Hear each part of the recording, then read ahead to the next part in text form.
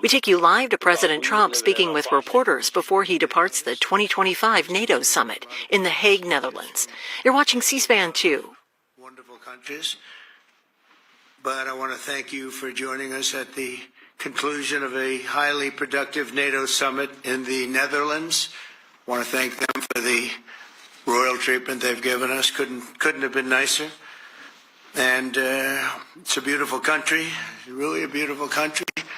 Coming in, I saw the most beautiful trees. In fact, I want to bring some back with me. I want to also thank, I had breakfast this morning with the King and Queen, and they're incredible people. I said, your central casting, beautiful people, great people, big, beautiful heart. And I enjoyed that. And also NATO Secretary General Mark Rutte, who's been terrific. He's been a friend of mine, used to be right here running this wonderful country. Now he's the NATO Secretary General. He's doing a fantastic job. And the Prime Minister, we appreciate everything you've done. And as you know, last weekend, the United States successfully carried out a massive precision strike on Iran's nuclear enrichment facilities, and it was very, very successful. It was called obliteration. No other military on earth could have done it, and now this incredible exercise of American strength has paved the way for peace with a historic ceasefire agreement late Monday, and we call it the 12-day war. Spoke to a few people. I guess that just sounded like the right name. It was a 12-day war. And we think it's over. I don't think they're going to be going back at each other. I don't think so. Not only have we dealt decisively with the critical threat of Iran's nuclear program, which was what I wanted. I said, Iran cannot have a nuclear weapon. I've said that for 15 years, long before I decided to do the political thing. But we've also reasserted the credibility of American deterrence, which is like no other. The people at NATO said there's never been anything. You know, I rebuilt the entire military during my first term. And we have a great military. We have great generals. I got to know the good ones and the bad ones. We kept the good ones. Over the past 2 days, I was honored to participate in the NATO leaders meeting and also had extremely good individual discussions with the King and the Queen, Secretary General Rutte, and the Prime Minister. Great discussions. Very knowledgeable people. Major focus of our conversations at the summit was the need for other NATO members to take up the burden of the defense of Europe, and that included the financial burden. As you know, it was 2%, and we got it up to 5%. And they said, a couple of them came up to me. One in particular said, "Sir, we've been trying to get it up to 3% for 20 years, and we haven't been able, and you got it up to 5%. So they're going to be, most of them, I guess almost all of them, are going to be contributing now 5%, the number that people are surprised at, but you need it today.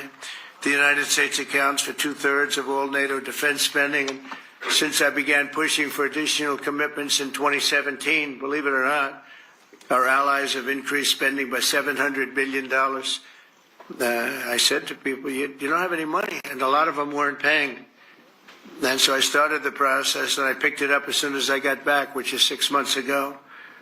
And following my election last November, almost all have accelerated plans to reach the 2%, 3%, 4%, and then ultimately, very quickly, 5%. And all of this is going to be done very quickly, almost immediately. You probably know this as well as I do. I'm sure they've been talking about it. It's really been a big focus. In a very historic milestone this week, the NATO allies committed to dramatically increase their defense spending to that 5% of GDP, something that no one really thought possible. And they said, "You did it, sir, you did it." Well, I don't know if I did it, but I think I did. This will be known as the Hague Defense Commitment, which is pretty good, pretty appropriate. When the allies reach this number, it will add more than $1 trillion a year. Think of that, $1 trillion per year to our common defense, and this is a monument really to victory, but it's a monumental win for the United States, because we were carrying much more than our fair share. It was quite unfair, actually. But this is a big win for Europe and for actually Western civilization. For years, past administrations failed to get most allies to contribute even the 2%. I remember when I came here, we had 4 countries that were up to 2%, and I remember Poland was there. A couple of them were there, and but most of them were. We had 28 at the time. As you know, it's increased a little bit, and they've agreed now to more than double their budgets in all cases. And Europe stepping up to take more responsibility for its security will help prevent future disasters like the horrible situation with Russia and Ukraine, and hopefully we're going to get that solved. Last week they lost 7,000 soldiers, mostly soldiers, but they're also getting hit in Kiev. They're getting hit in some of the towns also. And that means life. Life is disappearing also in the cities and towns. Should have never happened, would have never happened if I was president. I said it 1,000 times. And it never did happen. It's never even thought about. But it's vital that this additional money be spent on very serious military hardware, not bureaucracy. And hopefully that hardware is going to be made in America, because we have the best hardware in the world. You saw that, where 14 missiles were shot at us the other day. And they were very nice. They gave us warning. They said, we're going to shoot them. Is 1 o'clock okay? They said, it's fine. And everybody was emptied off the base, so they couldn't get hurt except for the gunners. They call them the gunners. And out of 14 high-end missiles that were shot at the base in Qatar, all 14, as you know, were shot down by our equipment. Amazing stuff. Amazing that they can do. It's like shooting a bullet with a bullet. It's the same thing if you think about it. 14 out of 14, and they weren't even that surprised. I said, do you do that well often? They say, we pretty much do, sir. The Ukraine crisis has also highlighted the urgency of rebuilding our defense industrial base, both in the United States and among the allied nations. We cannot afford to be dependent on foreign adversaries for critical minerals. And as you know, we made a deal with Ukraine to take a vast amount of the land they have for minerals. We need it. And once again, I want to thank all of the people in the Netherlands, incredible people. It's a great place. And all of the NATO allies for the tremendous summit that we just had. A letter just came in, and a statement came in from the Atomic Energy Commission of Israel. And I just wondered, this is an official letter, and they're very serious people, as you know. The devastating U.S. strike on Fordo destroyed the site's critical infrastructure and rendered the enrichment facility totally inoperable. It was devastated. We assess that the American strikes on Iran's nuclear facilities has set back Iran's ability to develop nuclear weapons for many years to come. This achievement can continue indefinitely if Iran does not get access to nuclear material, which it won't. It's so sad that that whole thing had to go.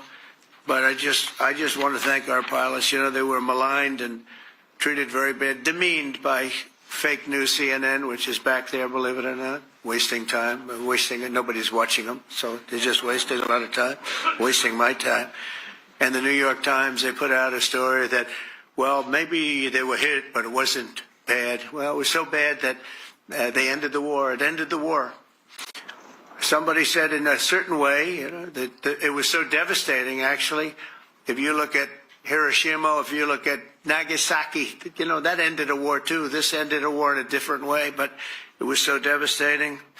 Also, they have, out of Dubai, just came that Iran's foreign ministry spokesman, this is Iran's foreign ministry, says its nuclear installations were very badly damaged by the American strike. So what bothered me about these reports were fake reports put out by the New York Times, I call it the failing New York Times because it's doing terribly. Without me, it would be doing no business at all. But, and by fake news, CNN and MSDNC, all of these terrible people, you know, they have no credibility. You know, when I started, they were at 94% credibility, the media. Now it's at 16%. And I'm very proud of it because I've exposed it for what it is. But when I saw them starting to question the caliber of the attack, was it bad? Well, it was really bad. It was devastating. They obliterated. In fact, you can't get into the tunnels. They just put that over. That just came out. They can't. There's nothing. There's no way you can even get down. The whole thing is collapsed at a disaster. And I think all of the nuclear stuff is down there because it's very hard to remove. And we did it very quickly. When they heard we were coming, it was, you know, you can't move it. Very hard, very dangerous, actually, to move to. And they also knew we were coming, so I don't think too many people want to be down there knowing we're coming. With the bunker busters, as we call them, we're the only ones that have them. We have the best equipment, best nuclear equipment, and we have the best equipment in the world. And by the way, we can't forget our submarine, which was out there, submarines actually, but submarine was out there. We shot 30 rockets into an area, every single one of them. I think it was almost 400 miles away, I think, Pete, right? 400 and long. It was in the ocean, long ways away. And we shot a total of 30. Every single one of them hit within 9 inches from where it was supposed to be. It took out a lot because we didn't do just Fordo. We did 2 others in addition, which hadn't been completely destroyed. So we hit them with a submarine from hundreds of miles away. Amazing, just amazing equipment. Greatest submarines in the world. Nobody's even close. They're 20 years behind us when it comes to submarine technology. So that's one, and the other was from the Atomic Energy Commission. And they have about 3 or 4 of them now coming in from atomic energy commissions from various places. But the one that we have that just came out, we released it a little while ago, was from the Israeli Atomic Energy Commission. But numerous of them are getting to see the site, and the site has been demolished. And again, we had these brave patriots, these incredible flyers, these people that can fly a plane better than anybody can fly a plane, going into very hostile territory, flying into the territory that has got more missiles and things pointed at it, but it was very stealth. They didn't get to see it. It was dark. That's the amazing thing about the shots. They hit the shots perfectly, and yet it was dead dark. There was no moon. There was no light. It was virtually moonless. It was very dark, and the shots were hit perfectly. But when they get demeaned, and they were very upset about it because they knew how strong it would be. Back in Missouri, the pilots flew about 36 hours, 2 ways, far distance, and in those incredible B-2s. And we then had the F-22s, and we had the F-35s, and we had other planes, and we had, I think, a total of 52 tankers. That means the big tankers, because the refueling was a lot for all of the different planes that we sent. Incredible operation, and I have to say, General Raisin Cain was incredible. That's why he beat ISIS, and we beat ISIS in a matter of weeks. I was told it would take 4 to 5 years. We did it in a few weeks, and he was great. That's why he's the head of the Joint Chiefs of Staff right now, because I had a very good experience with him. He knocked out ISIS in a period of literally a few weeks. Amazing. And it was supposed to take a few years, 5 years to be exact. So we had a great victory there, and we then came here, and I think we had a great victory here. But this is an ongoing project. This is the safety of Europe, the safety of the world. And they've raised it from 2% to 5%, something which nobody, and you're talking about over $1 trillion a year. So we're talking about a lot of money from coming in from countries that we're not paying nearly enough to be effective. So I have, as you know, Marco Rubio with me, and Pete Hegseth, Secretary of State and Secretary of War. Should we say Secretary? You know, it used to be called Secretary of War. Maybe for a couple of weeks we'll call it that because we feel like warriors. It used to be called Secretary of War. In fact, if you look at the old building next to the White House, you can see where it used to be Secretary of War. Then we became politically correct, and they called it Secretary of Defense. I don't know, maybe we'll have to start thinking about changing it, but we feel that way. Do we have any questions, please? Wow. That's a lot of questions. Who's a nice person? Oh, you're not a nice person, but I'll let you ask one. Go ahead. What's he going to ask? He is not nice at all. I know him well. Thank you, Mr. President. Yeah. Thank you for taking the time before flying home. You just said you believe the conflict between Israel and Iran is over. What makes you so confident it is? And what do you do if it isn't? Because I dealt with both, and they're both tired, exhausted. They fought very, very hard and very viciously, very violently, and they were both satisfied to go home and get out. And can it start again? I guess someday it can. It could maybe start soon. I think a big telltale sign was when, as you know, Iran somewhat, by not much, violated the ceasefire. And Israel had the planes going out that morning, and there were a lot of them, 52 of them. And I said, you got to get them back. And they brought them back. They didn't do anything. They brought them back. It was very good. I thought it was amazing, actually. They have fought a hell of a war. They fought very hard. I think the war ended, actually, when we hit the various nuclear sites with the planes. And I just hope you people can give these pilots, these are the best pilots in the world. They're the best shots in the world. They call them shots. That's what they are. And wait a minute. And I just hope you can give them the respect they deserve, because they came home to fake news. And like, oh, gee, there was hardly any damage. The things are decimated. So, but I think, no, I think they're very much finished. I think Israel's going to get back to doing what they do, and I think that Iran's going to get back. You know, Iran has a huge advantage. They have great oil, and they can do things. I don't see them getting back involved in the nuclear business anymore. I think they've had it. They've been at it for 20 years, and I don't see that happening either. Now, if it does, we're always there. It won't be me. It'll be somebody else, but we're there. We'll have to do something about it. Yes, please, go ahead. Go ahead. Oh, fake news, CNN? Oh, yeah, here we go. Wait till you hear this question. You should really say how great our soldiers and our warriors are. I think everyone appreciates our soldiers and our warriors. I do have two questions for you, Mr. President. You just cited Israeli intelligence on these attacks. Earlier, you said U.S. intelligence was inconclusive. Are you relying on Israeli intelligence for your assessment of the impact of the strikes? No, this is also Iran made the statement, and it's also, if you read the document that was given, that Pete can talk about if you'd like. The document said it could be very severe damage, but they didn't take that. They said it could be limited or it could be very severe. They really didn't know, other than to say it could be limited or it could be very, very severe. And you didn't choose to put that because it was very early after. Since then, we've collected additional intelligence. We've also spoken to people who have seen the site, and the site is obliterated.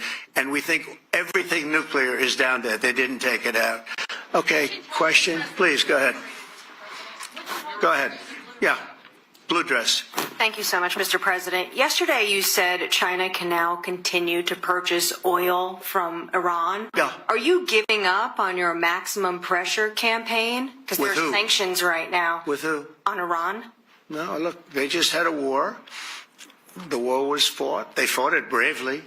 I'm not giving up. They're in the oil business. I mean, I could stop it if I wanted. I could sell China the oil myself. I don't want to do that. They're going to need money to put that country back into shape. We want to see that happen. No, if they're going to sell oil, they're going to sell oil. We're not taking over the oil. We could have, you know. I used to say with Iraq, keep the oil. I could say it here, too. We could have kept the oil. No, China is going to want to buy oil. They can buy it from us. They can buy it from other people. But you're going to have to put that country back into shape. It desperately needs money. Yeah. Yeah, please. Here we go. I'm picking the beauties today. Go ahead. Mr. President, Secretary General Rutte has described President Putin as an adversary, a threat, an enemy. Do you view him the same way? And in addition to that, you mentioned General Kane, your chief of staff, the chairman of the Joint Chiefs of Staff. General Kane. Yes, he has said that Mr. Putin has territorial ambitions beyond Ukraine. Do you view that in the same way? Possible. I mean, it's possible. I know one thing. He'd like to settle. He'd like to get out of this thing. It's a mess for him. He called the other day. He said, "Can I help you with Iran?" I said, "No, you can help me with Russia." Because, in the last few weeks, we took care of India and Pakistan, Kosovo, Serbia. I think on Friday we have coming in, the Congo is coming in, and Rwanda is coming in. That was a vicious war that went on, a machete war, heads chopped off all over Africa. They're coming in. We did 2 others in addition to that. Nobody's ever done anything like this. No, I consider him a person that's, I think, been misguided. I'm very surprised, actually. I thought we would have had that settled easy. I've settled 4 of them in the meantime. But he did call up, and he said, he's close to Iran. He'd like to help us get a settlement. I said, no, you help me get a settlement with Russia. And I think we're going to be doing that, too. Yeah, please. Go ahead, please. Thank you, Mr. President. You've made clear your position on what impact the strikes had. I wanted to ask you what is next with Iran. For instance, is there any indication from U.S. intelligence that Iran was able to move any material? No, just the opposite. We think we hit them so hard and so fast they didn't get to move. And if you knew about that material, it's very hard and very dangerous to move. It's called, in many people, they call it dust, but it's very, very heavy. It's very, very hard to move. And they were way down. They're 30 stories down. They're literally 30, 35 stories down underground. You think we got it all? Oh, yeah, we think we got it. We think it's covered with granite, concrete, and steel. Can I ask you, are you interested in restarting negotiations with Iran? And if so, have they received? So our people, Marco could answer this, but our people are not, I'm not. The way I look at it, they fought, the war's done, and, I could get a statement that they're not going to go nuclear. We're probably going to ask for that, but they're not going to be doing it. But they're not going to be doing it anyway. They've had it. They've had it. Now, maybe someday in the future we'll want that. But I've asked Marco, do you want to draw, I just asked him the question as we were walking on the stage, do you want to draw up a little agreement for them to sign? Because I think we can get them to sign it. I don't think it's necessary. Marco, do you want to talk about that, please? Well, Mr. President, I think President Trump has shown a willingness to meet and talk to anybody in the world who's interested in peace. I don't know of any president that's been as willing as he has to meet with anyone and talk about peace. We'd love to have peaceful relations with any country in the world. And so obviously that'll depend on Iran's willingness not just to engage in peace, but to negotiate directly with the United States, not through some third country or fourth country process. But I know of no president, probably in our modern history, that's sought peace more than President Trump has. Sounds like the door is open, but you're in no rush. Is that right? Sounds like the door is open. But... I'll tell you what, look, we're going to talk to them next week with Iran. We may sign an agreement. I don't know. To me, I don't think it's that necessary. I mean, they had a war, they fought. Now they're going back to their world. I don't care if I have an agreement or not. The only thing we'd be asking for is what we were asking for before about we want no nuclear, but we destroyed the nuclear.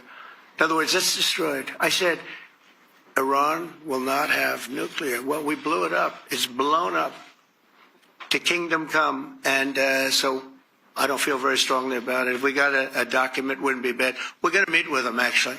We're going to meet with them. Yeah. Yeah, go ahead, please.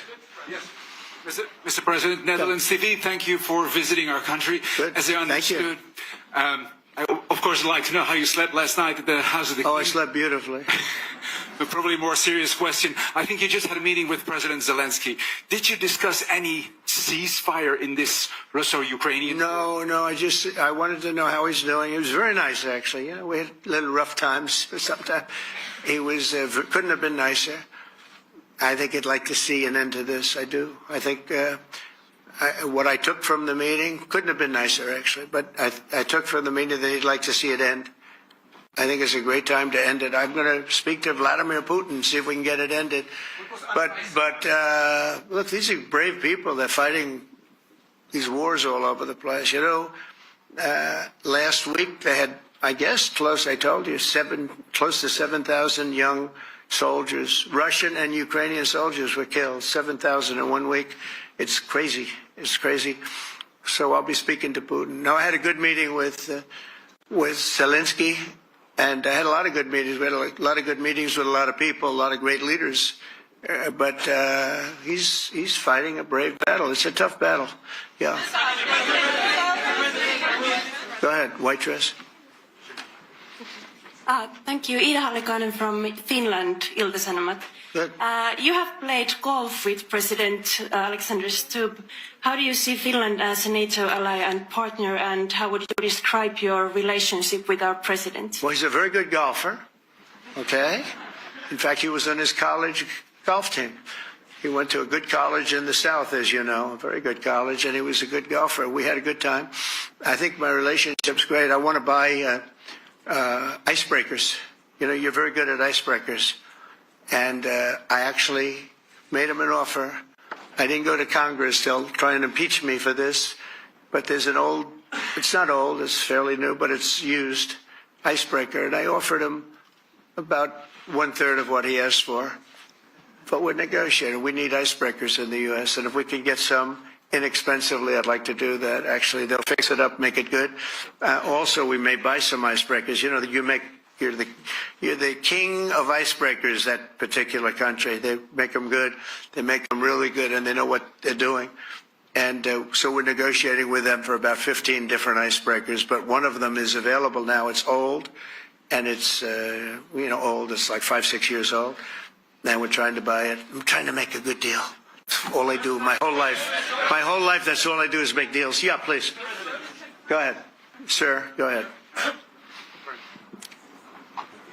Yeah, a question for NewsHour, Dutch TV. First of all, on Article 5, on your way here, you spoke about the commitment of the U.S. to Article 5, saying, I'll give you my definition once we're here. Yeah. What is your definition, and may the U.S. commitment to Article 5 change in case some of the NATO members do not reach the threshold that was discussed today? My second question is following up on a colleague on Iran. What intel reports do say that everything over there was obliterated? Yeah, well, there are numerous of those reports, and they're coming out fast and furious. But the most respected ones we've already seen. And I will say that on a very confidential basis, they're looking at the reports, like numerous reports, and including people going to the site and checking the site. And they're going to be having, I guess you're going to be having over the next couple of days a full, you're going to encapsulate it. But no, the site was obliterated, just like I said it was, and just like the pilots should be given credit for. As far as Article 5, look, when I came here because it was something I'm supposed to be doing, but I left here a little bit differently. I said, I watched the heads of these countries get up, and the love and the passion that they showed for their country was unbelievable. I've never seen quite anything like it. They want to protect their country, and they need the United States. And without the United States, it's not going to be the same. And you can ask Mark, or you can ask any of the people that were there. It was really moving to see it. They love their country. They were so respectful of me because I'm the head of the United States. And I made, the King of Saudi Arabia, when I was in the Middle East, so I was in Qatar for a different reason, not a reason to get shot at. We were in there for economic development reasons, Qatar, UAE, and Saudi Arabia. All three leaders of those countries, and we took back $5.1 trillion into the United States. All three leaders said, you're presiding over the hottest country in the world. The United States right now is the hottest country. Everybody wants to be there. Everybody wants a piece of it. He said, a year ago, your country was dead. You had a deadhead running it. You had a country that was dead, and it was dead. You had people pouring through the borders. You had inflation. You had everything. He said, you've made it in 5 months at that time. You've made it the hottest country. This is the hottest country in the world. The United States right now is the hottest country in the world. And when I was around that table, it was a nice group of people, many of whom I knew from previous. When I saw the passion they had for the country, and almost everyone, and you probably have the tapes, it was very public, but almost every one of them said, thank God for the United States. Without the United States, they couldn't really have NATO. It wouldn't work. It wouldn't work. It will in the future because now they're paying much more money, but it wouldn't work. It was great. And I left here differently. I left here saying that these people really love their countries. It's not a ripoff. And we're here to help them protect their country. Okay, we'll do one or two more. Thank you, Mr. President. Yeah. A question on Spain. Are you satisfied with today? Oh, I think Spain's terrible what they've done. No, I do. They're the only country that won't pay the full up. They want to stay at 2%. I think it's terrible. And, you know, they're doing very well. The economy is very well. And that economy could be blown right out of the water with something bad happening. You know, Spain is the only country that... Are you from Spain? Yeah. Good, congratulations. You're the only country that is not paying. I don't know what the problem is. I think it's too bad. So we'll make it up. You know what we're going to do? We're negotiating with Spain on a trade deal. We're going to make them pay twice as much. And I'm actually serious about that. We're going to make Spain... I like Spain. I have so many people from Spain that it's a great place and they're great people. But Spain is the only country out of all of the countries that refuses to pay. And, you know, so they want a little bit of a free ride. But they'll have to pay it back to us on trade because I'm not going to let that happen. It's unfair. It's unfair to net. All right, sir, please. Go ahead, right in the back. Yeah, you, tall one. The tall man. Mr. President, Johannes Ketterer from Austrian National Television. How are you? You once said that you would end the Ukraine war in 24 hours. You later said you said that sarcastically. Well, of course it was sarcastic. But you've now been in office for 5 months and 5 days.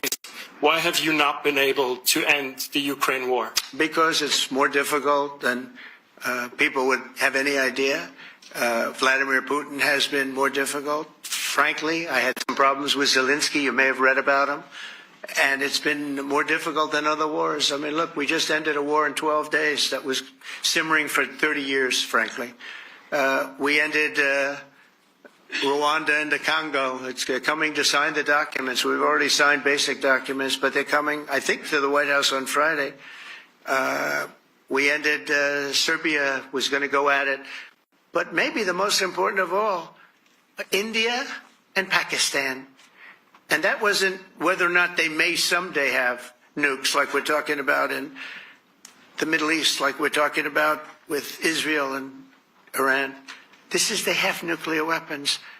I ended that with a series of phone calls on trade. I said, look, if you're going to go fighting each other, it was getting very bad. You know how bad that last attack was. It was really bad. If you're going to go fighting each other, we're not doing any trade deal. No, no, no, you have to do a trade deal.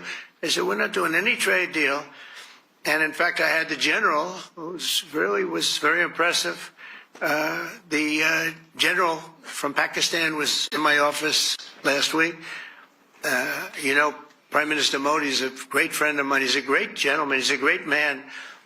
And I got them to reason. I said, we're not doing a trade deal if you're going to fight. And if you're going to fight each other, we're not doing a trade deal. And you know what? They said, no, I want to do the trade deal. We stopped the nuclear war. Go ahead. Go ahead, Jeff. Here's another beauty, Jeff. He's a beauty, all right. Go ahead. Mr. President, to follow up on Ukraine, will the United States contribute any more money to Ukraine's defense this year to the $5 billion that allies are giving? And one question, you had another meeting with the Dutch opposition leader, Mr. Wilders. Can you tell us about that meeting? And are you upset about his anti-Muslim stance? I'm not upset about it. It's just his view. He's unhappy with the way things are going in this country and various countries. He was an opposition leader. And I was asked to meet with the opposition leader by the people that are running. I think they have some deal where if you have a meeting, you're supposed to meet with an opposition leader. I said, that's strange. We don't do that. But I met with I didn't know him. He seemed like a very nice guy, but he's in opposition to the current people, and that was set up by the current people. So I assume when I met with the Prime Minister, you're supposed to meet with the opposition. We'll have to try that sometime in our country. Let's not do it. But I thought he was very good. As far as money going, we'll see what happens. There's a lot of spirit. Look, Vladimir Putin really has to end that war. People are dying at levels that people haven't seen before for a long time. Go ahead. Go ahead. White shirt. Oh, she's all excited. So, BBC News Ukrainian. Where are you from? I'm from Ukraine. Oh. So my question to you is whether or not the U.S. is ready to sell anti-air missile systems Patriot to Ukraine. We know that Russia has been pounding Ukraine really heavily right now. Are you living yourself now in Ukraine? My husband is there. Wow. And I can see you're very, it's amazing. And me with the kids, I'm in Warsaw actually, because he wanted me to be. Is your husband a soldier? No? He is. He's there now? Yeah. Wow. That's rough stuff, right? That's tough. And you're living here? In Warsaw. And you're a reporter? I am. Good. So let me just tell you, they do want to have the missiles, okay, as they call them, the Patriots. And we're going to see if we can make some available, They're very hard to get. We need them too. We were supplying them to Israel, and they're very effective, 100% effective. Hard to believe how effective. And they do want that more than any other thing, as you probably know. That's a very good question, and I wish you a lot of luck. I mean, I can see it's very upsetting to you. So say hello to your husband, okay? Thank you. Go ahead. Thank you. Thank you, Mr. President. You were criticizing... Where are you from? Bloomberg News. Oh, Bloomberg. That's wonderful. You were criticizing the Federal Reserve Chair before coming to this summit. Yeah, I think he's terrible. I was wondering if you've begun interviewing different candidates for the Fed pick. Yeah, I know within 3 or 4 people who are going to pick. I mean, he goes up pretty soon, fortunately, because I think he's terrible. We have no inflation. We have a tremendous economy. Hundreds of billions of dollars of tariff money is pouring in. Factories are being built because they don't want to pay the tariffs, so they're building them all over the country. I think we're close to $15 trillion. I told you $5.1 trillion from the Middle East alone, but of investment money coming in. There's never been anything like that in the history of our country. But we have no inflation. And we have borrowing because Biden, stupidly, they did short-term debt. So we have borrowing coming up. And, we'll go 10 years, maybe longer, maybe shorter, but we'll go a long period of time when we do the debt. And because of him, because of this guy, we will have to pay for years. We'll be paying for him. And I said to him, listen, there's no inflation. He says, but maybe there'll be some. That's true. I said, if there is some, what you do is raise the rate. I'm okay with that. You raise the rate in 2 years from now or a year from now. But because the rate's high, we have to pay more for debt.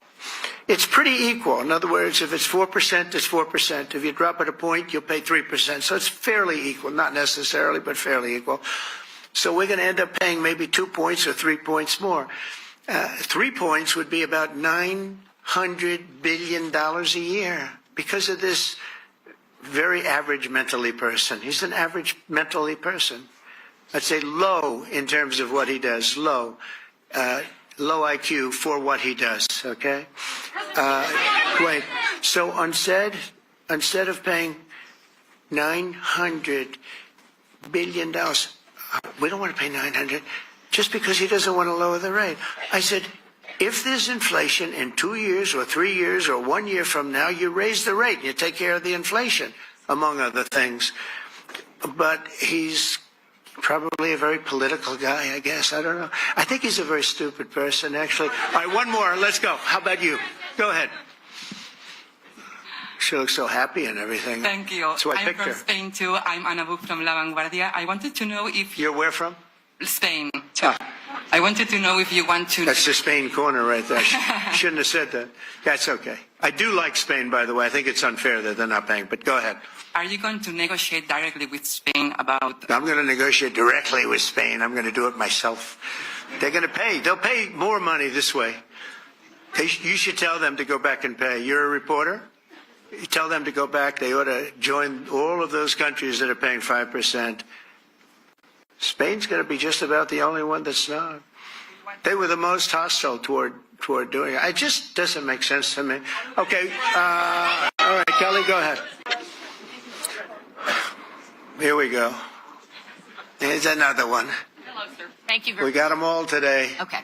So, Mr. President, you talked about expecting some on-the-ground assessments at Fordo and other sites. Now is that Israeli and U.S.? It's been obliterated, Kelly. It's What is your message then, sir, to the intelligence community when they present reports? You're not disputing the DIA report. You're just... They presented a report that wasn't finished. We're talking about something that took place 3 days ago. I understand that. The report was done 2 days ago. Wait a minute. Yes. They didn't see it. All they can do is take a guess. Now, if you take a look at the pictures, if you take a look how it's all blackened, you know the fire and brimstone is all underground because it's granite and it's all underground. You don't show it. But even there, with all of that being said, the whole area for 75 yards around the hole where it hit is black with fire. The group that's run by this gentleman, in fact, you may want to talk about it for a second because we're going to issue a report. And I think it's not even a very exciting report at this point. It's been obliterated, totally obliterated. And they did a report, but it was like, if you look at the dates, it's just a few days after it happened. Sir. So they didn't see it. They said it may be very severe. Understood. Do you have a message for the intelligence community, though, in terms of unvarnished information getting to you, that it's not... I don't really have a message. I would say issue the report when you know what happened. I wouldn't say that it could be severe or maybe not. They use the word severe. It could be severe or maybe it's not. So people like you picked up and said, oh, it's not severe. No, the report was not a complete report. Yeah, the message was probably wait till you know the answer before you... And sir, did you not have a public component to your Zelensky meeting for a tactical reason with President Putin? Let him answer this one. Hello, Mr. Secretary. Yeah. There's a reason the president calls out fake news for what it is. These pilots, these refuelers, these fighters, these air defenders, the skill and the courage it took to go into enemy territory flying 36 hours on behalf of the American people and the world to take out a nuclear program is beyond what anyone in this audience can fathom. And then the instinct of CNN, the instinct of the New York Times is to try to find a way to spin it for their own political reasons to try to hurt President Trump or our country. They don't care what the troops think. They don't care what the world thinks. They want to spin it to try to make him look bad based on a leak. Of course, we've all seen plenty of leakers. And what do leakers do? They have agendas. And what do? Do they share the whole information or just the part that they want to introduce? And when they introduce that preliminary report that's deemed to be a low assessment, you know what a low assessment means? Low confidence in the data in that report. And why is there low confidence? Because all of the evidence of what was just bombed by 12 30,000-pound bombs is buried under a mountain, devastated and obliterated.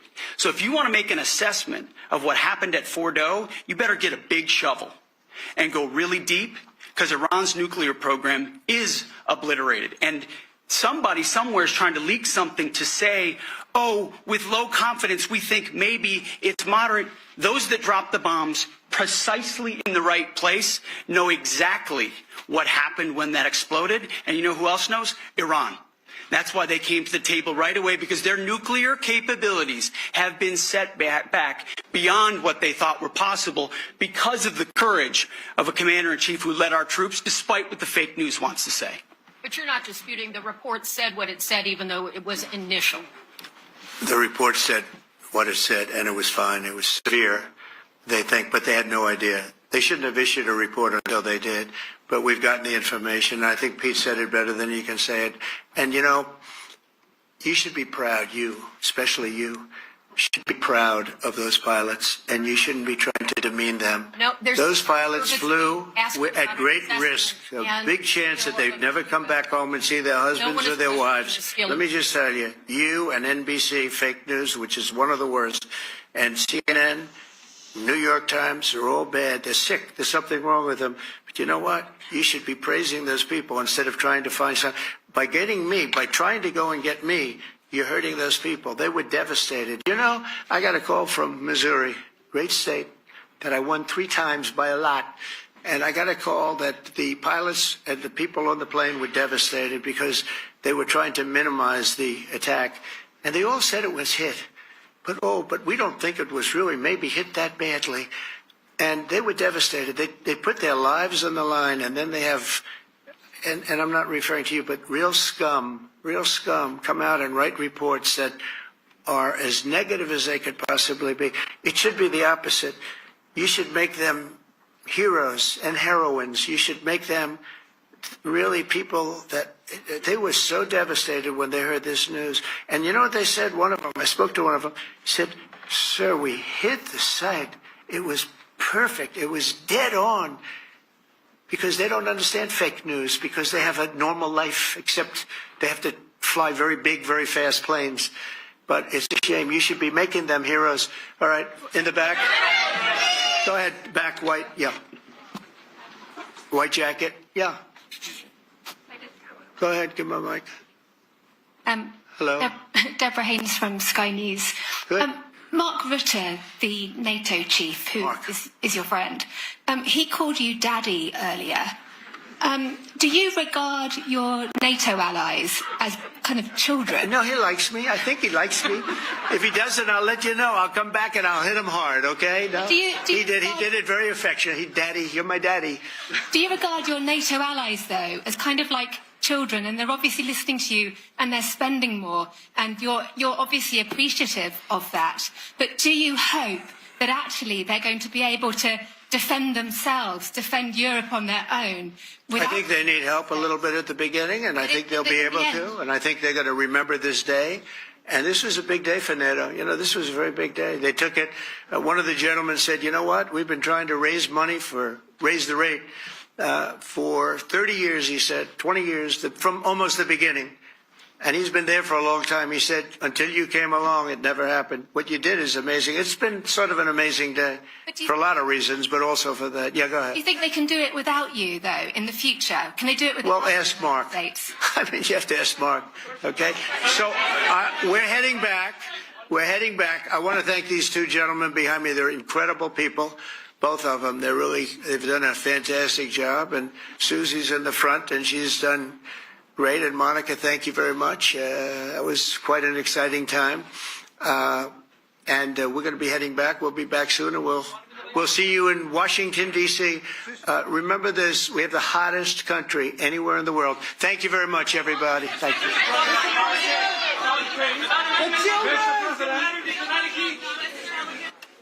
We'll take you live now to hear from Attorney General Pam